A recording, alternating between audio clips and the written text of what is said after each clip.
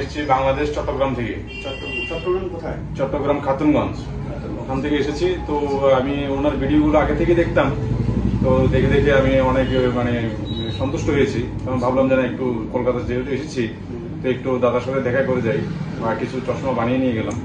তো এখানে এসে আসলে আমার খুব দারুণ ভালো লেগেছে, মানে বলার মতো নয়, অনেক ভালো লেগেছে। আপনি তো ভিডিও দেখেছেন, ভিডিও দেখে আর এখানে এসে কিছু তফাৎ বুঝতে? না না না, একদম মানে তার চেয়ে ভালো, ভিডিওতে যেমন দেখি তার চেয়ে ভালো, খুব ভালো লেগেছে আমার। আর এখানে পাওয়ার চেকিং হয়েছে? হ্যাঁ, এখানে পাওয়ার চেকিং হয়েছে, উনি একদম ঠিক নিজ হাতে একদম সবকিছু ঠিক করে দিয়েছেন। আচ্ছা, আরেকটা জিনিস কালেকশন করে দিচ্ছি। ওনার যে পাওয়ারটা ছিল, পাওয়ারটা অ্যাবসলিউটলি রং ছিল। হ্যাঁ, যেখানে ওনার বাঁ চোখে পাওয়ার রয়েছে সেখানে ওনার প্লেন করা ছিল, আর এক চোখে পাওয়ার অনেক বেশি দেওয়া ছিল, তার কারণে প্রবলেম হতে পারে। আমরা সেটা কারেকশন করে দিচ্ছি। স্যার, আপনি কয়টা চশমা বানিয়েছেন? দুটো চশমা বানাচ্ছি আমি।